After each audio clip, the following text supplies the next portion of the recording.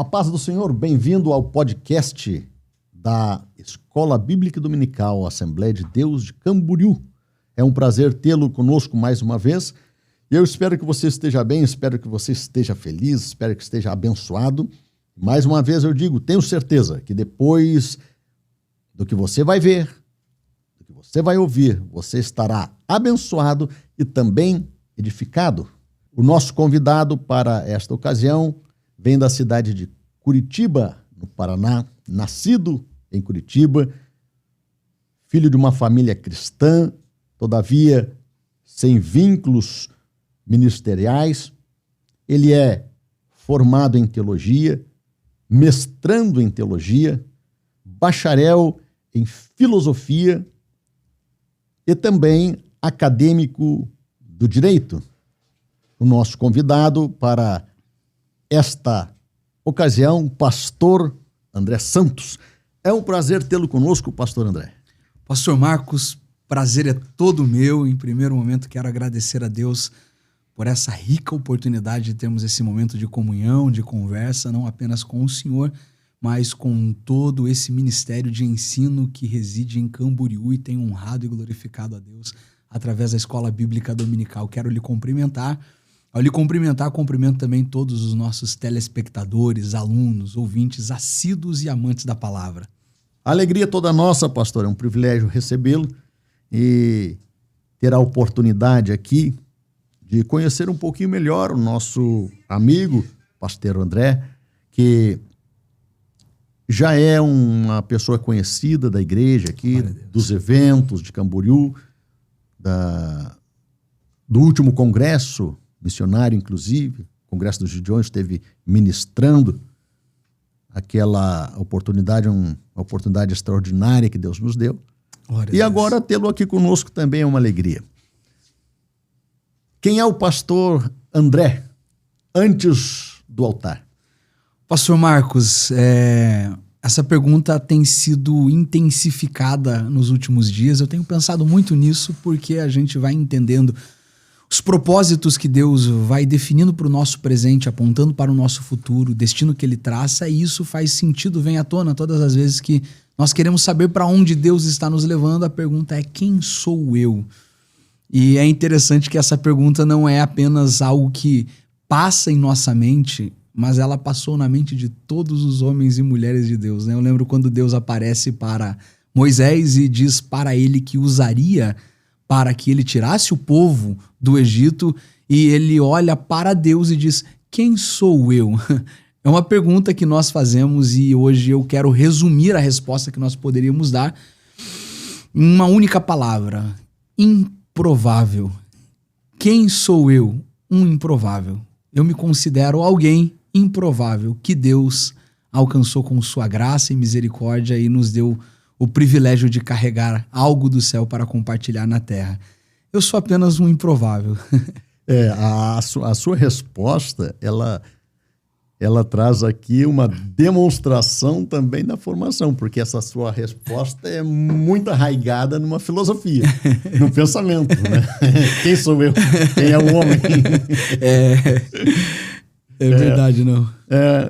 Então o senhor, como eu e outros tantos, fazemos parte do grupo dos improváveis. Improváveis, pastor Marcos, improváveis. E nós agradecemos a Deus todas as vezes que paramos para pensar o que Deus já construiu, como Deus tem construído, como Deus tem feito, porque muito do que Deus entrega para a gente no presente era apenas um sonho distante no passado.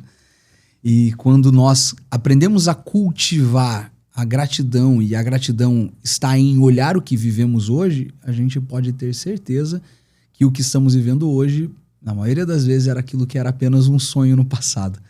Então, não tem como atribuir quem nós nos tornamos a mérito, a qualquer outra coisa, senão a graça de Deus. A graça de Deus. A graça. Pastor, nos conta como foi a sua trajetória. O senhor já me fez saber, eu anunciei, o senhor veio de uma família cristã. Portanto, isso, nascido em berço cristão, já criado na escola dominical. Como é que foi a sua trajetória até se tornar um cristão? O senhor esteve no mundo, experiência de conversão, enfim, nos conta como é que foi o seu encontro, seu despertar seja para Deus. Que legal. Pastor Marcos, obrigado pela oportunidade, porque o púlpito, na maioria das vezes, não nos abre esse espaço para abrirmos mais a nossa vida, né? No púlpito nós pregamos apenas a palavra e alguns momentos direcionados por Deus, os testemunhos, mas sou grato por lembrar da minha história aqui com vocês. E eu vim de uma família muito simples, meus pais de tradição católica, tanto meu pai como a minha mãe, mas ao nascer, logo nos 2 primeiros anos de vida, minha mãe aceita a Jesus. Meu pai, apesar de ter uma tradição católica, tinha os seus pais que tinham vínculos com a igreja evangélica. A minha avó, que ainda vive, uma senhora muito fervorosa, e ela ganhou a minha mãe para Jesus. Então, com os 2 anos de idade, eu fui apresentado na igreja. A Igreja Evangélica Assembleia de Deus, em Curitiba, na congregação do Santa Rosa. E aqui uma curiosidade para os nossos líderes, pastores, amigos aqui de Santa Catarina e da CIADESCP. Quem me apresentou em oração na igreja foi o pastor Ezequiel Montanha, pastor presidente da Assembleia de Deus aqui em São José e presidente da nossa caixa também. Ele, como um grande pregador que marcou a nossa geração, fez muitas conferências e nessas conferências ele atendeu a congregação do Santa Rosa. E naquela noite em que ele estava pregando, quem foi ser apresentado fui eu. E aí nós vamos entendendo os propósitos de Deus, né? Um grande pregador que estava orando por um bebê que não sabia que se tornaria um pregador. Inclusive, alguns dias atrás eu tive com ele. Já faz alguns meses, mas sempre que estamos juntos a gente tem esse carinho, como se fosse uma paternidade espiritual. Com certeza. Ele pôs a foto, relembrou para a igreja e mostrou para a igreja que era eu. Eu tenho a foto até hoje, enfim, foi um presente. E a partir de então, pastor, 2, 3 anos de idade, a minha mãe começou a dar os seus primeiros passos na fé e logo muito cedo ela nos levou para esse caminho. Eu tive o privilégio de ter a minha mãe como primeira professora da escola bíblica dominical. Acordava a gente todo domingo pela manhã. Meu pai ainda não havia se convertido. Até os meus 15 anos, meu pai não era evangélico. Então, a minha mãe era a única pessoa que nos levava para o caminho da palavra. Eu lembro de algo que é muito importante para a fundamentação da nossa fé, que é ser inculcado pela palavra, né? A palavra estar na nossa mente. Lembro que minha mãe, todas as noites, ela pegava uma Bíblia ilustrada, ainda sem cor, que nós havíamos ganhado de presente do saudoso pastor Alvino Borba, pastor da congregação onde nasci e cresci. E tive o privilégio de ser segundo dirigente daquela igreja antes de sair para assumir uma congregação. E eu lembro das imagens, pastor Marcos. Eu lembro da imagem de Daniel na cova dos leões. Eu lembro de Paulo descendo do cesto para fugir. Enfim, imagens tão vivas porque todas as noites ela sentava à beira da cama e nos contava histórias bíblicas, histórias que jamais saíram da minha cabeça. Eu sempre conto quando falo sobre Apocalipse, que de vez em quando ela entrava nos textos de Apocalipse e aí a noite se tornava mais longa. Porque Apocalipse para mim gera 2 sentimentos para qualquer pessoa. O primeiro é de curiosidade, afinal de contas, muitas coisas desconhecidas geram curiosidade. O segundo é o de medo. Eu de medo. E eu lembro que ela lia os textos e de repente ela dizia o que sempre falava para nós: filho, o anjo do Senhor acampa ao redor daquele que teme o guarda, eu e a minha irmã. Daí ela saía do quarto e dizia: mãe, tem como deixar a luz acesa? Várias foram as vezes, pastor Mesmo Marcos. que o anjo esteja aqui, mas deixa a luz acesa. Tem como deixar? Ela deixava. Aí várias foram as vezes que eu acordei de madrugada clamando o sangue de Jesus. Ela chegava e dizia: que foi, filho? Eu falei: você não viu o dragão que saiu do quarto? Que dragão? O dragão do Apocalipse, a besta. Ficava tudo vivo na nossa memória, né? Então, experiências que a gente teve nessa formação. Eu, apesar de crescer nessa família estruturada com a mãe na presença de Deus e os meus avós, as minhas tias, de forma muito fervorosa também. Eu cresci em uma casa que comumente fazíamos campanhas, né? Eu digo que hoje o método de crescimento das igrejas emergentes é o método celular. Mas esse método é nosso, não é deles. Nós criamos isso chamando de culto do lar. Doméstico. Nós criamos os cultos domésticos e nós crescemos enquanto igreja em cultos domésticos. Hoje eu tenho 34 anos, mas desde os meus 3 anos, as memórias mais distantes que eu tenho é de estar sentado, às vezes debaixo das cadeiras, junto com os meus pais, eles cantando hinos da harpa, chamando vizinhos, famílias, amigos para participar. E quantas foram as vezes que eu vi Deus falando em profecia, pessoas sendo libertas, gente se entregando a Cristo dentro da casa dos meus avós, dentro da casa das minhas tias, dentro da minha casa. Então, cresci nesse ambiente. Aos meus 14 para 15 anos, entrando na adolescência, eu estava numa crise gigantesca de identidade, um adolescente muito difícil, um adolescente problemático, que estava na igreja, mas tinha muitas dificuldades. Eu me lembro quando a gente ia fazer retiro, o que era muito comum, os líderes de jovens, pastor, de adolescentes, eles só deixavam o André participar do retiro se tivesse 3 responsáveis assinando a responsabilidade. Era aquele adolescente que ninguém queria perto. Mas em um momento da vida, já nesse ambiente de crise, um líder de adolescente assume o departamento e ele olha para mim não como um problema, mas ele olha para mim como alguém que tinha a capacidade de chamar atenção. E ele olhou para mim com o olhar de Cristo, pastor, e ali a nossa vida mudou. Ele era o líder dos adolescentes, sentou comigo e disse: André, você vai ser o pregador do nosso congresso. Eu falei: como assim? Presbítero Sérgio, na época, hoje pastor. Eu falei: mas eu nem sou batizado, eu nem não prego, não falo, não oro, nem crente direito eu sou. Ele falou: mas Deus falou que vai ser você. Quando ele falou aquilo, pastor, eu saí daquele convite com uma sensação de que eu era importante, que tinha algo de Deus para minha vida. E aí eu fui procurar o que era ser um pregador, como pregar, de que forma pregar. E isso foi no ano de 2007. Quando eu comecei a buscar isso, tinha alguns amigos, algumas referências dentro da nossa congregação, alguns pais espirituais, entre eles eu cito a pessoa do irmão Irajá, um paizão que amava a obra missionária, ama a obra missionária e, consequentemente, ama os Gideões. E aí ele nos levou para assistir as mensagens dos Gideões, minha mãe pegando as fitas dos Gideões. Em 2007 foi a primeira vez que eu pisei em Camboriú para participar do 25º Congresso dos Gideões, um adolescente querendo entender o que Deus tinha na minha vida. E no mês de setembro eu preguei pela primeira vez a palavra no congresso de adolescentes nessa igreja que eu servi. Tinham mais de 400 pessoas na igreja e aquela foi a minha primeira pregação. Lembro de ministrar sobre a irmã de Lázaro, Maria, que quebra o vaso nos pés de Jesus no livro que João escreve, capítulo 12, e o tema era Deus, seu melhor para Deus. A partir dali, Deus me mostrou que tinha um propósito na minha vida e foi tem construído isso dia após dia. Então, nesse intervalo, meu pai se converte, esse mesmo presbítero chama o meu pai para ser tesoureiro de missões. Olha que interessante, pastor. Meu pai não era batizado, meu pai ia para a igreja um domingo sim, um não, só acompanhar a minha mãe. Ele não era uma pessoa convertida, não era alguém que tinha vícios, não era alguém que tinha problemas, era uma pessoa muito séria, trabalhadora, uma pessoa muito honesta, mas não tinha se vinculado à fé. Quando ele recebe esse convite, a mesma coisa acontece. Ele fala: eu preciso me batizar, já que eu vou trabalhar na igreja. E ele se batiza, se torna tesoureiro de missões e fazem mais de 20 anos que meu pai é tesoureiro na igreja até hoje. E se converteu, hoje é um presbítero e auxilia a igreja em que eu tenho a alegria de pastorear. Então, a partir dos meus 15, comecei a me envolver e a minha dedicação.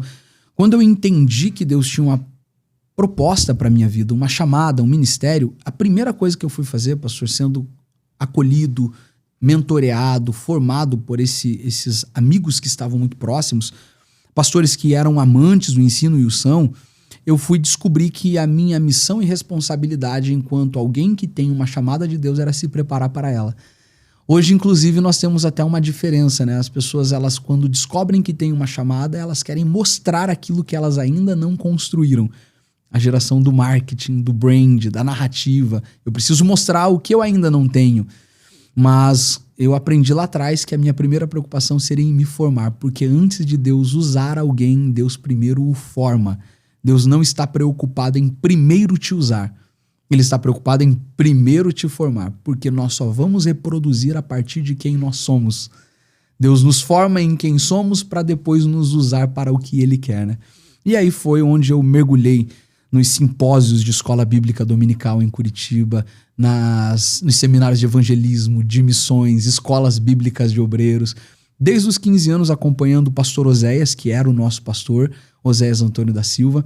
Eles nos chamavam de Timóteo, porque eu levava a pasta do lado dele, vendia as apostilas dele nas ministrações, gravava as mensagens dele. Então eu estava com ele sempre, aprendendo a palavra, ouvindo pastores como o meu pastor presidente, pastor Wagner Gabi, pastor Antônio Gilberto, pastor Elienay Cabral, que ainda hoje está conosco em Curitiba, Pastor Eliezer de Lira e Silva, também um pastor em Curitiba, nossos professores, que por lá passaram, alguns Deus já levou, outros lá estão, sem contar o nosso saudoso pastor José Pimentel de Carvalho, que é um ícone da Assembleia de Deus no Brasil, né?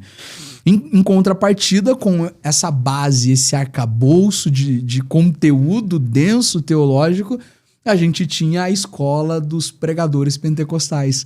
A gente ouvia Gesiel Gomes, Napoleão Falcão, lá em Curitiba, Idecaso Takayama, pastor Gesiel Gomes, Luiz Antônio, como nós estávamos falando agora há pouco. Então Deus foi formando o meu ministério como um pregador para ensinar e como ensinador para pregar, com essas duas vertentes. Então hoje eu sou alguém extremamente apaixonado pelo ensino, pela dedicação, pelo estudo, pela reflexão, mas eu também sou apaixonado por esse dinamismo pentecostal, esse fervor, essa nossa linguagem pentecostal, e eu busco no meu ministério equilibrar essas duas vertentes, a palavra de forma densa, mas também a aplicação fervorosa. Eu penso sempre que nós podemos ter uma boa escola bíblica dominical, mas que ela termine com aquela sensação de eu quero ser mais cheio de Deus, eu preciso buscar mais Deus. Uma boa escola bíblica de obreiros, mas que ela termine com aquela sensação de que quem conduziu tudo não foi apenas a minha andragogia, mas foi o Espírito Santo. Eu estava comentando com o senhor sobre um grande amigo, um pastor que preside a igreja em Nurque, pastor José Lopes. Ele é um mestre, um grande ensinador, e quando ele está conosco ministrando em vários momentos na Escola Bíblica de Obreiros em Curitiba, ele já tem vindo há mais de 15 anos, ele diz: eu sei quando o Espírito Santo manda eu parar em um ponto. Isso para mim é extraordinário, demonstra uma sensibilidade espiritual, né, pastor? Essa foi a nossa formação, a partir dos 15, então, me dedicando a isso. Quando eu cheguei aos 19 anos de idade, 18 para 19, eu fui cursar psicologia, mas fui logo chamado para o Exército. Entrei no Exército Brasileiro, servi por 1 ano, tranquei a faculdade de psicologia, e no Exército e transição para outra profissão que eu exerço, que é a Polícia Militar. Sou policial militar no estado do Paraná. Quando eu saio do Exército e entro na polícia, eu fico 6 meses parado, porque o tempo que eu estava dedicando ao militarismo, à nova formação, tirou as minhas forças para continuar servindo, buscando. Então foi um período em que eu fiquei parado. Não pregava, servia muito pouco, estava na igreja muito pouco, mas foi um período onde Deus usou para nos formar, para nos lapidar. Após esse retorno de 6 a 7 meses, quando eu já estava na escola de formação de polícia, aí a primeira faculdade que eu volto é a faculdade de teologia. Me matriculo no bacharelado em teologia, me formo em teologia, depois vou para a licenciatura em filosofia, e como policial em todo esse tempo, são 14 anos na Polícia Militar, ainda na ativa no estado do Paraná, e dedicando à formação. Fui me formar em teologia, depois filosofia, e as especializações, uma delas a neuropsicopedagogia, docência do ensino superior, e por último mestrado. Inclusive o senhor falou do pastor Elias. O pastor Elias foi meu colega de turma no mestrado, na Faculdade Batista do Paraná. O Elias Torral, um grande amigo, um beijo no coração, nosso irmãozão pastor Elias. Em tudo isso pregando, servindo, cooperando. Em 2019, Deus nos dá a honra de assumir a primeira congregação em Curitiba, assumir a primeira igreja. Hoje já fazem 7 anos que eu dirijo congregação, auxiliando o nosso pastor-presidente. Antes disso, eu servi como vice-coordenador da UMADSE, que são os nossos jovens em Curitiba. Servi como líder local, líder regional, enfim. E paralelo a tudo isso, pregando a palavra também. Pastor, diante desse seu caminho, que o senhor demonstrou, já desde o início deu para perceber a sua preocupação na formação. Eu sempre faço questão de apresentar os nossos convidados e apresentar a formação, pelo motivo que, como incentivo para que os nossos jovens, os nossos irmãos, professores da escola, vejam que nós temos líderes com formação qualificada.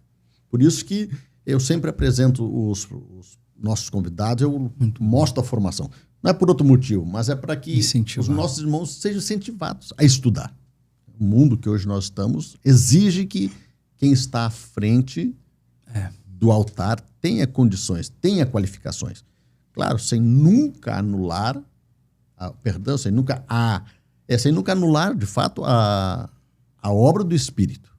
Concordo plenamente, pastor.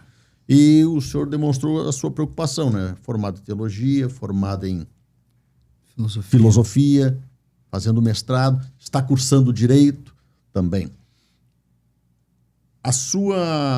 Como o senhor vê a necessidade desse preparo para o pregador? Sim, indispensável, pastor Marcos, indispensável. Como o senhor disse ao falar sobre a necessidade de apresentar o currículo dos convidados que aqui estão, não para expor os troféus que eles conquistaram, mas para estimular quem está vindo, era exatamente isso que me estimulava quando eu sentava e ouvia o pastor Antônio Gilberto em Curitiba, e eu descobri que ele era um cientista, ele é alguém que trabalhou para a NASA. A NASA, exato. Eu olhava aquilo, uma pessoa tão simples do nosso lado, eu falava, uau, eu preciso ter isso. Eu preciso absorver esse conhecimento. Eu preciso carregar essa capacidade de apresentar o que Deus está me dando como uma palavra para esse tempo. Inclusive, foi esse o motivo que me levou a fazer licenciatura em filosofia. Por quê? Eu entendi que nossa geração é uma geração que tem um viés formativo ideológico muito forte. As nossas escolas foram envolvidas e dominadas por grupos de pensadores que vêm de uma escola comum do pós-modernismo, depois de Nietzsche, a ideia desse pensamento insurgente, de libertar essa paixão muito forte. Hoje a gente vê uma geração que tem as marcas de um marxismo cultural que já passou por várias transformações, inclusive até na própria teologia, algumas teologias, a teologia da libertação, pluralista, são teologias que carregam essas ideologias que são nefastas, são malignas.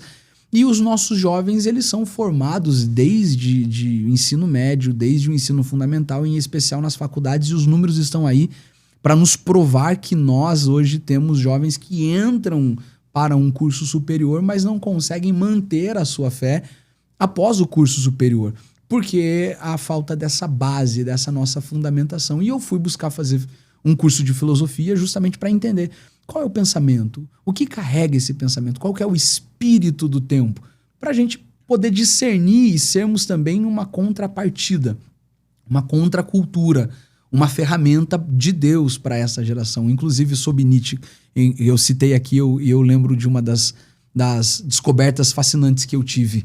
Nietzsche, ele é alguém que foi filho de pastor e que deu os seus primeiros passos na igreja, tinha feito votos de celibato, votos de castidade. Era alguém que era apaixonado, mas o seu pai era uma pessoa que sofria muito dentro de uma cultura religiosa muito opressiva naquele tempo e de uma religião que estava marcada de forma negativa, não pelos valores da fé. Nós sabemos que o cristianismo, em vários momentos e lugares, teve as sombras das lideranças ruins, das lideranças cruéis, das lideranças distantes de Deus. E isso não depreciava o cristianismo, mas prejudicava as igrejas. Períodos como nós falamos da história da Idade Negra do cristianismo, né, que eles dizem isso, não é uma coisa que eu gosto de reproduzir, mas só para a gente entender essa dinâmica. E ele viu o seu pai sofrendo tantas injustiças e ele cresce com uma revolta. Que Deus é esse da igreja que privilegia os ricos? Que Deus é esse da igreja que despreza os pobres? Esse Deus está morto. Então ele surge como alguém ferido pela religião que não consegue distinguir que esse Deus que aquela igreja pregava não era o verdadeiro Deus. Inclusive, muitas pessoas hoje são feridas por igrejas e se afastam de Deus, mas não são feridas por Deus, mas por pessoas que, em nome de igreja, nem da própria igreja de Cristo, que aqui não vem ao caso, apresentam um Deus que não é o Deus que a Bíblia apresenta, não é um Deus que a fé genuína apresenta, cristã apresenta.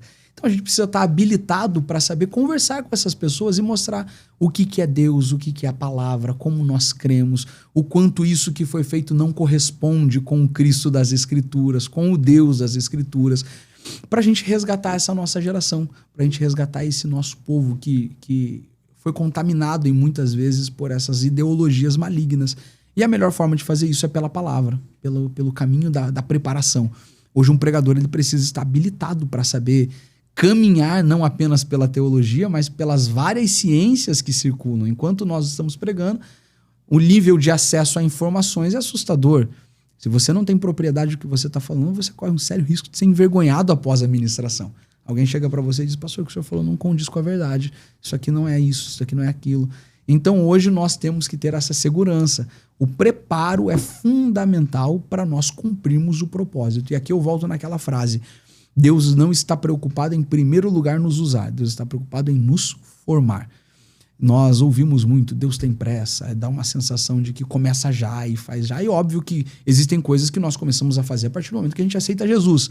Mas para níveis de trabalho existem níveis de preparação. Moisés se prepara há 80 anos.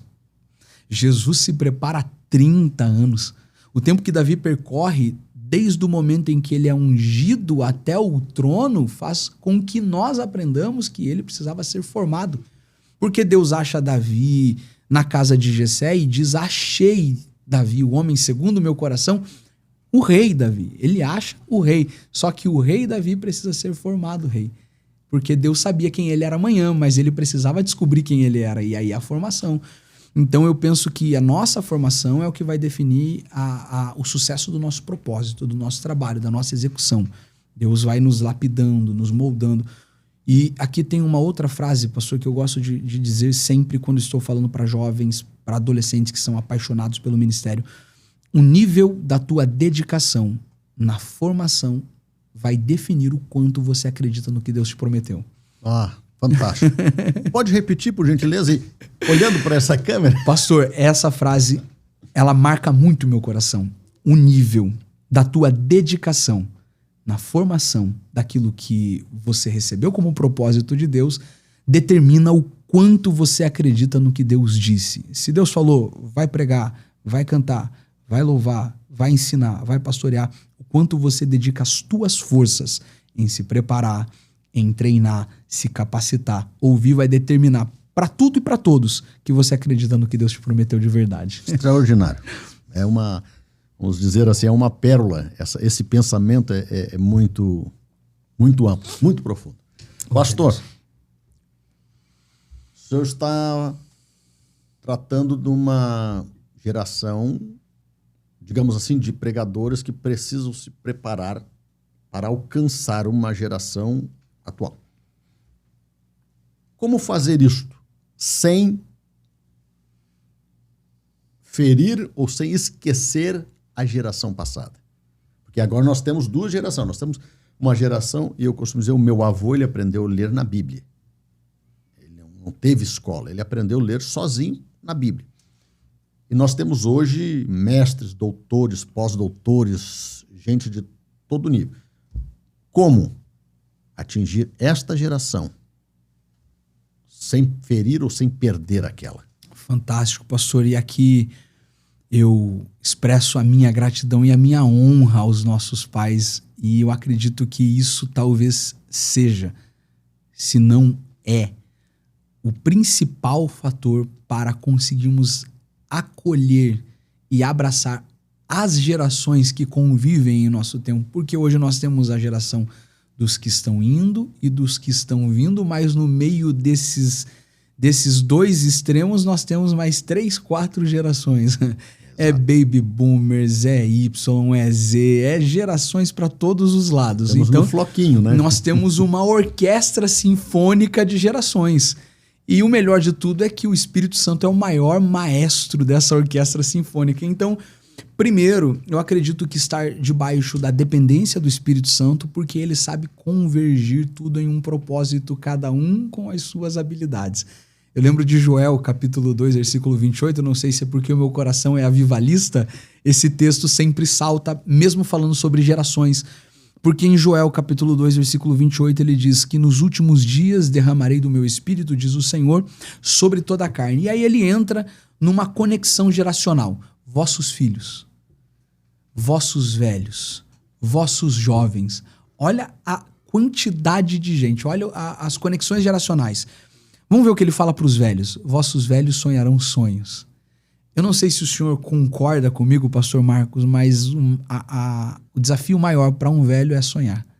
Porque ele pensa que os seus sonhos já acabaram. Sonhar para quê se os meus dias estão acabando? Se as minhas forças estão acabando? Então, Deus aparece num momento na boca de Joel para dizer para os velhos que quando o Espírito Santo é derramado, Até os velhos de 90, de 100 anos têm ânimo para sonhar. E não tem coisa mais empolgante que você encontrar um senhor que gastou a vida no reino e que você pensa que ele vai parar e vai dizer assim, para mim já deu, eu tô cansado. Não tem coisa mais empolgante você sentar do lado dele e ver ele falando assim, aqui eu quero construir isso, aqui eu quero fazer aquilo, aqui eu quero enviar esse projeto. Aí você pensa, gente, ele tá com 90 anos e ele tá fazendo isso. Sonhos. Segundo, os vossos jovens terão visões. E aqui já é o antagonismo do jovem. O jovem hoje, principalmente, está preocupado com agora. Aqui e agora. Aí vem Deus e diz, quando o Espírito desce, o jovem deixa de se preocupar com agora e começa a enxergar o futuro. Porque visão é propósito. É diferente de simplesmente ver. É visionar, esperançar, definir futuro. O jovem, então, aprende a definir futuro. É uma convergência. Um ancião sonha, o jovem cria um método, o planejamento. Então, eu hoje penso que, primeiro, a regência do Espírito Santo. Segundo, o princípio da honra. Se nós honrarmos os nossos pais, nós vamos saber como comunicá-los. E aqui, talvez a lição de Josué é o que mais se destaca, porque Josué é muito mais habilidoso que Moisés na espada, dadas as idades. Moisés foi bom enquanto era jovem.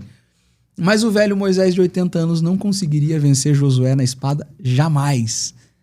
Mas enquanto Josué, que era bom na espada, estava lutando, Moisés estava com a mão estendida. Se Moisés abaixasse a mão, a habilidade de Josué se perdia.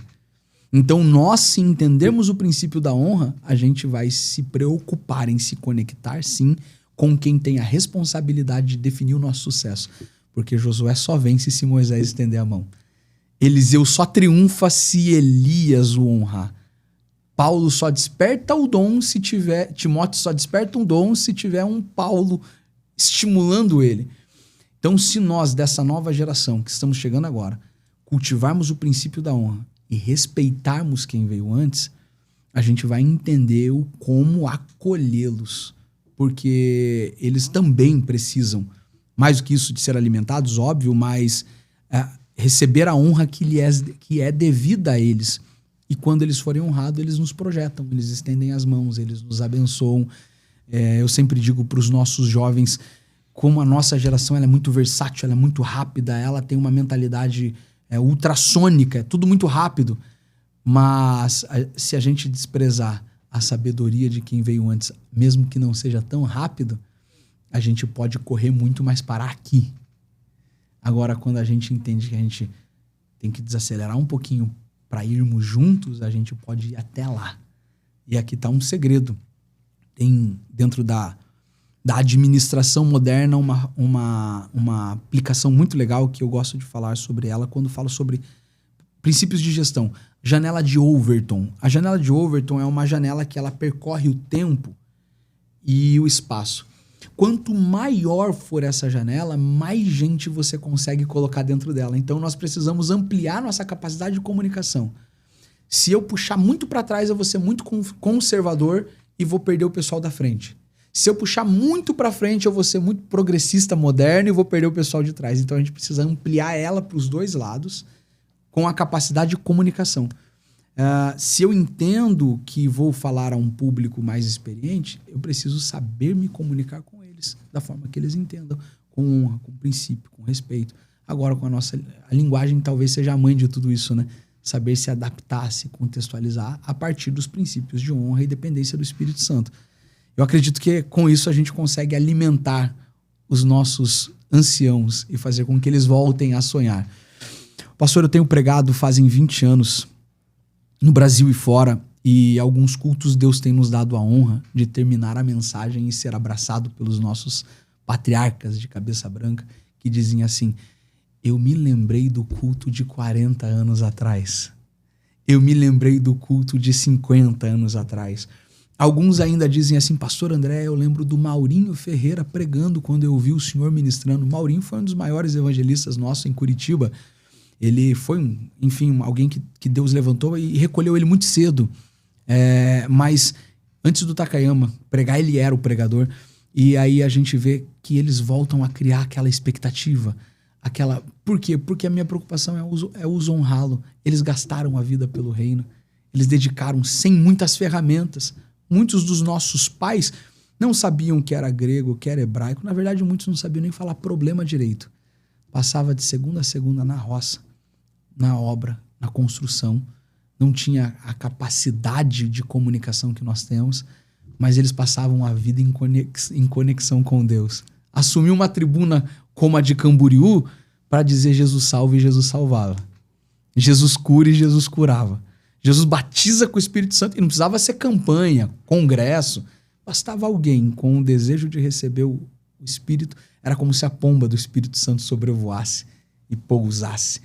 Cultos de ensino com mais frequência até mesmo do que congressos, né? Era uma paixão, um fervor, com gente simples.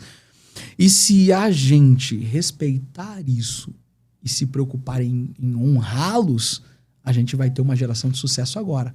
Porque a gente não tem ideia da força que tem as mãos de um sacerdote, de um senhor, de um pai, de um avô, de uma mãe, que já está com seus cabelinhos brancos dizendo assim: Senhor, abre o céu sobre eles, abençoa eles, envolve eles. Então eu acredito muito nesse poder, pastor Marcos.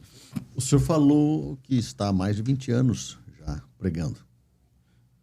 E a primeira pergunta que eu lhe fiz foi: Pastor André, fora do altar. Pastor André, no altar. Preparação para a mensagem, preparação para o congresso. Busca da mensagem que vai alimentar o povo. Como é que funciona com o senhor? Pastor, inclusive comentávamos sobre a expectativa do evento que atendemos, o 41º Congresso dos Gideões. Inclusive, esse é o segundo ano que eu tenho a alegria de pregar como oficial na lista dos nossos pregadores, e para mim isso é um presente. Em especial, quando a gente fala de Gideões, a gente fala daquilo que foi um sonho durante muitos anos. E Deus nos dá a honra de estar aqui. Então, o peso para a preparação de uma mensagem como essa parece que aumenta pela relevância do alcance da mensagem. Um púlpito que, por exemplo, no nosso último congresso estava sendo assistido por mais de 130 mil pessoas, considerando que tinha 50 mil pontos de conexão no YouTube. Lembrando que cada ponto de conexão é no mínimo 2 a 3 pessoas. Imagine mais de 150 mil pessoas online assistindo um evento. É 3 estádios de futebol. Isso em uma rede. Aí você tem Facebook e você tem os vídeos depois. Então você sabe o peso da responsabilidade. A primeira preocupação é: Deus, o que o senhor vai querer falar?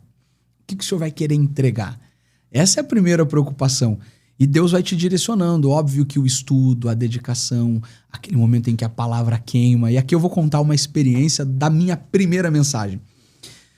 A primeira pregação minha aqui no Gideões no ano de 2025, pastor. Eu me lembro que eu estava com 16 para 17 anos e estava conversando com um amigo na rua e Deus me deu a palavra e Deus me disse: essa é a palavra que você vai pregar no Gideões.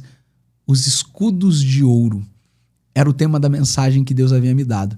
Quando Roboão perde os escudos do rei, 300 escudos, Sisaque, o imperador do Egito, vem, Faraó, e sequestra os escudos, e Roboão, ao invés de ir buscar os escudos de ouro, manda fazer escudos de bronze. E aí, no lugar do ouro, ele coloca o bronze. Deus me deu essa mensagem, Deus me disse: essa é a pregação dos Gideões. E eu fiquei com essa mensagem, pastor, por 15 anos, não sei fazer as contas agora, mas até o ano passado. E preparando, escrevendo, lapidando ela, mexendo aqui, mexendo ali. E eu pensei: poxa Deus, mais uma mensagem que nem essa, 15 anos atrás, será que é essa mesmo que o senhor quer que eu pregue? Depois de pronta, nas vésperas de assumir a tribuna. Sobe um profeta no púlpito, pastor, e aqui eu falo que Gideões é diferente. Ele senta do meu lado e ele diz assim: eu ouvi você sussurrando a mensagem ontem. E o que eu fiz ao deitar uma noite anterior, minha esposa dormindo, eu peguei o tablet, eu comecei a ler a mensagem bem baixinha. E aí ele começou a falar sobre o que Deus falaria com o Brasil. E ele disse: para que você não tenha dúvidas que é esta a palavra que eu tenho para essa geração, eu ainda farei de novo. Era a última frase da mensagem. Então a nossa preparação, pastor, é em buscar dirimir o texto, entender o texto. Eu sou um pregador expositivo, gosto de caminhar pelo texto, passear pelo texto. entender qual era a mensagem do autor, qual é a mensagem do Espírito Santo para nós, fazer essa conexão. Eu gosto muito de alguns métodos de estudos bíblicos, de análises bíblicas, que são muito usados por rabinos, macronarrativas, comparação de textos, onde eles se encaixam, quando você começa a perceber pontos de conexão na Bíblia. Então, isso para mim é fascinante. Eu tento transmitir isso de uma linguagem simples, que todos estejam me ouvindo e entendam, desde do iletrado, do leigo ao douto. Por isso eu busco transmitir, às vezes, com vários sinônimos, para quem é formado, entenda que eu tenho essa linguagem para falar com eles. Mas para que o simples saia dizendo, uau, entendi, compreendi a mensagem. Alcançando a busca aumentar, né? várias gerações. Exatamente. Janela ampliada. Exatamente. É uma preocupação. Responsabilidade, pastor. O senhor é um dos preletores que, como o senhor disse, o senhor esteve nos últimos 2 congressos e outros eventos, e está em diversos eventos no Brasil. Responsabilidade diante da juventude, dos novos obreiros que estão vindo. Como é que o senhor sente esse peso? Gigantesco. Ou não é um peso? É uma responsabilidade, pastor, gigantesca. Primeiro porque quando a gente acessa um lugar de visibilidade, a gente acessa um lugar que foi sonhado e é sonhado por muitas pessoas. Então, a primeira responsabilidade é representar uma geração que sonha em estar lá, que sonha em chegar naquele altar e que carregam coisas tão extraordinárias de Deus, tão grandes, se não maiores do que muitos que estão. Então você se sente com esse peso de representá-los, pessoas fiéis, pessoas que dedicam a vida à oração, dedicam a vida à fé. Segundo, a responsabilidade de preocupar-se em manter-se como um exemplo para os fiéis, como é o estímulo da própria palavra. Então nós, quando entendemos essa responsabilidade, a gente abre mão de vaidades. Por exemplo, eu preciso fazer isso, mostrar aquilo outro. Mas você entende que o prejuízo seria grande. Eu vou postar que eu estou fazendo isso, eu vou postar. Não, é uma responsabilidade estimulá-los a entender o ministério não como uma aventura, não como um passeio a 5 estrelas, mas como uma missão, como um propósito de Deus. Porque hoje nós vemos pessoas que desejam se envolver com o ministério pela vaidade do ministério. Legal, avião, hotel, e isso não é o ministério. E isso, na verdade, acaba sendo cansativo para quem vive o ministério. Óbvio que é um cansaço que nós temos prazer, como Paulo disse. Eu me desgasto, continuo me desgastando pela obra. Mas não é esse o foco, não é o hotel, não é o restaurante, não é a viagem, mas é a quantidade de pessoas que você alcança com a mensagem que você carrega. Então, tentar mostrar com clareza o que é ministério, o que é chamada. Que nós aprendemos com os nossos pais. Ministério é abdicação, é renúncia, é entrega, é sacrifício, é abrir mão. Essa é uma responsabilidade que nossa geração tem, de compartilhar com quem está vindo o que de fato é chamado e vocação. Por quê? Tem muitas pessoas que se frustram porque querem os holofotes, não querem de fato o peso da responsabilidade. E quando não alcançam, deixam de ser estimulados pelo que deveria ser o real propósito, pregar a Cristo, anunciar a Cristo. Nós falamos outro dia aqui com o pastor Elias Torralbo e ele trouxe exatamente essa visão. A desconstrução do ministério e a necessidade de se ter uma reconstrução. O que é, de fato, o ministério? Conforme o senhor está falando, não é o holofote, mas é a vida no altar e a responsabilidade do que vai se transmitir a várias gerações e aqueles que estão ouvindo. É verdade, pastor. Pastor André, nós nos sentimos muito felizes de tê-lo aqui conosco, foi um privilégio muito grande, mas antes de encerrar, eu gostaria que o senhor deixasse uma palavra dirigida aos nossos professores da Escola Bíblica Dominical, aqueles que desejam ser professores, e aos alunos, aquilo que passa no seu coração, direto nessa queda. Obrigado, pastor Marcos.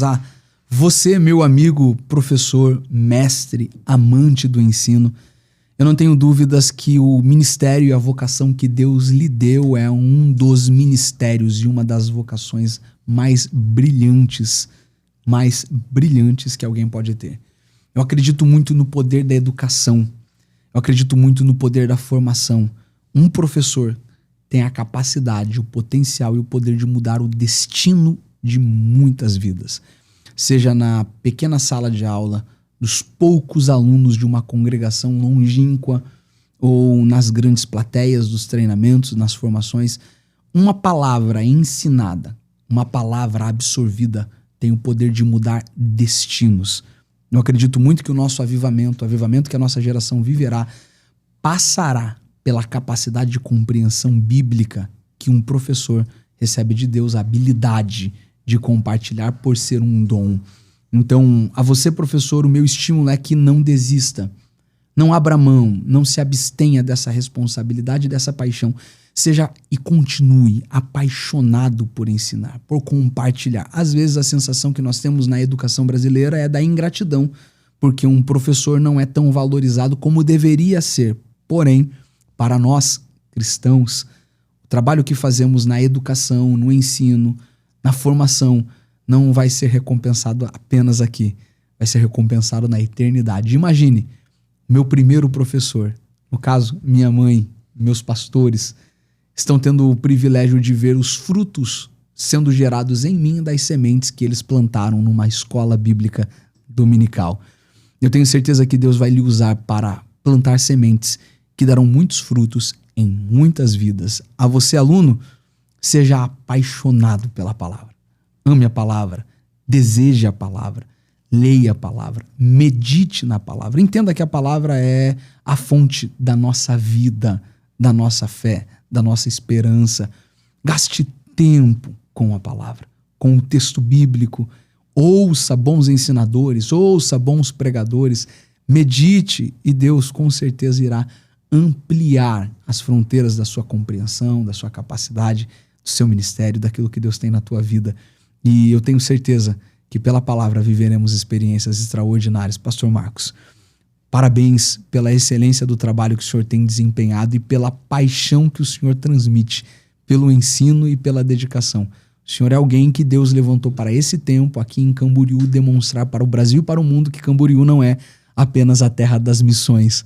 Camboriú só é a terra das missões porque é a terra da palavra, a palavra que emana, que gera, que produz o sentimento missionário. Que Deus abençoe muito, pastor. Obrigado. De Curitiba, mestre em teologia, bacharel em filosofia, acadêmico de direito, nos maiores altares do Brasil e do exterior, pastor André Santos. Foi um prazer tê-lo conosco, um privilégio, uma alegria. Nosso muito obrigado. Amém. E que Deus continue usando a sua vida como instrumento para abençoar gerações e lhe dando capacidade para ampliar esta janela cada vez mais. Amém. Muito obrigado. Obrigado, pastor Marcos. Uma próxima oportunidade, seja muito bem-vindo para estarmos juntos outra Amém. vez. Obrigado. Conte conosco, não apenas o senhor, mas todos os que estão nos ouvindo. Quem quiser nos acompanhar nas redes sociais também, pastor, Instagram, André Santos, _AS, André Santos, _AS, lá você vai receber um pouquinho daquilo que temos produzido para o reino. E você que esteve conosco, eu disse, estaria abençoado, seria edificado, e eu tenho certeza que você foi edificado com o podcast da Escola Bíblica Dominical Assembleia de Deus de Camboriú. Até o próximo. Deus te abençoe.